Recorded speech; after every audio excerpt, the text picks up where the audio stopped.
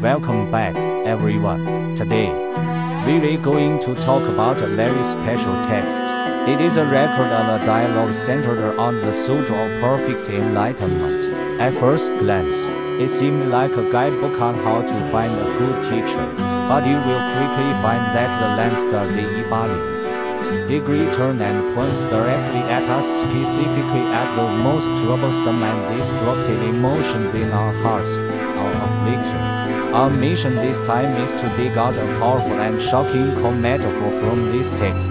I believe this metaphor might allow you to look at your own emotional storm through a completely different lens from now on. The four illnesses of a teacher. The dialogue begins with a passage from the Sutra of Perfect Enlightenment regarding how to identify a true good spiritual friend, a good mentor. The scripture states that a true good spiritual friend is free from the four illnesses. These four illnesses are action, stopping, letting be, and annihilation.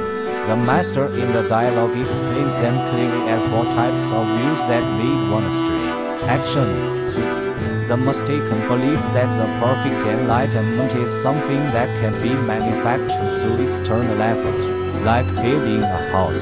It turns practice into a never-ending anxiety and a spiritual performance. Stopping, the trap of thinking that enlightenment only exists when the mind is a total blank. This treats all thoughts and emotions as enemies to be suppressed. Real enlightenment functions in both movement and stillness. Letting be and treating following conditions as being careless, which becomes a form of spiritual slacking, turning a blind eye to one's own corruption while using the excuse that everything is naturally as it is.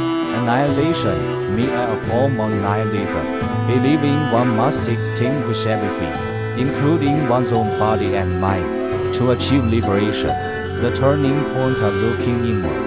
The dialogue takes a crucial turn with the next line of the scripture: be close to them without arrogance, stay distant without resentment. This isn't just about the teacher anymore. It's about us.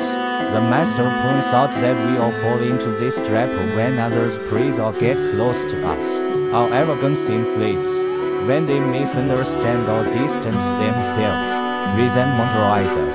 We spend a massive amount of mental energy on these emotional fluctuations determined by others' attitude. The master then introduces a fundamental concept called the root. Your mind is your root. What you hold in your mind defines what kind of root you are. As the master puts it with an irrefutable metaphor, a chili root will never grow an eggplant.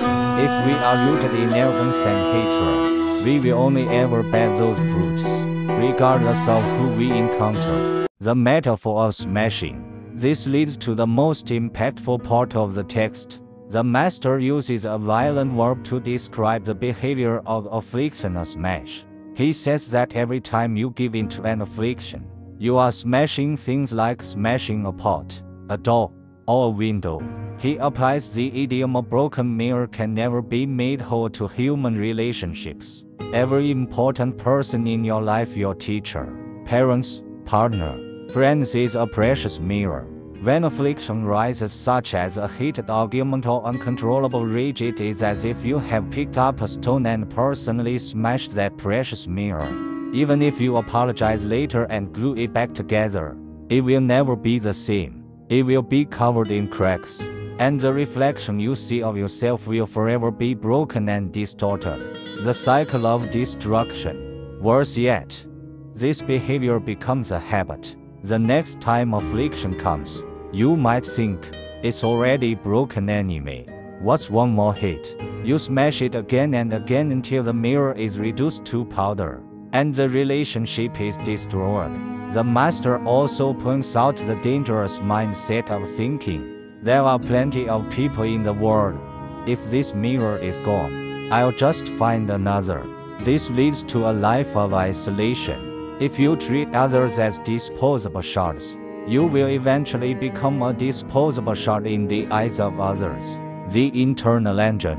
Why do we smash things even when we know it's wrong? The master analyzes a student's effort to interrupt and negate another, pointing out two driving forces: arrogance, The belief that I am right and you are wrong.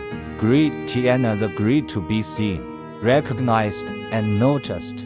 When this greed for validation is blocked, resentment immediately follows. This is the affliction chain. We blame others for pushing us, but the engine is our own internal greed and arrogance. This is why the Master says afflictions are more terrifying than venomous snakes or thieves. They are internal traitors disguised as ourselves. The way out, extreme realization. So, what is the exit? The dialogue offers a clear, challenging path. Step E.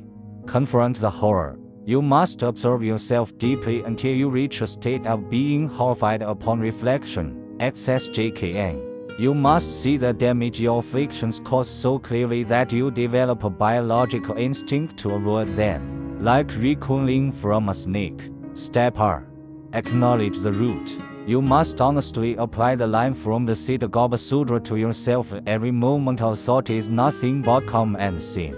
This isn't self-criticism, but a sober recognition that our operating system is built with these viruses. Only when you stop acting like an innocent victim can real change begin. Conclusion: the homework of life. The Master concludes by saying that understanding the theory is useless. It is like a teacher explaining an example in class.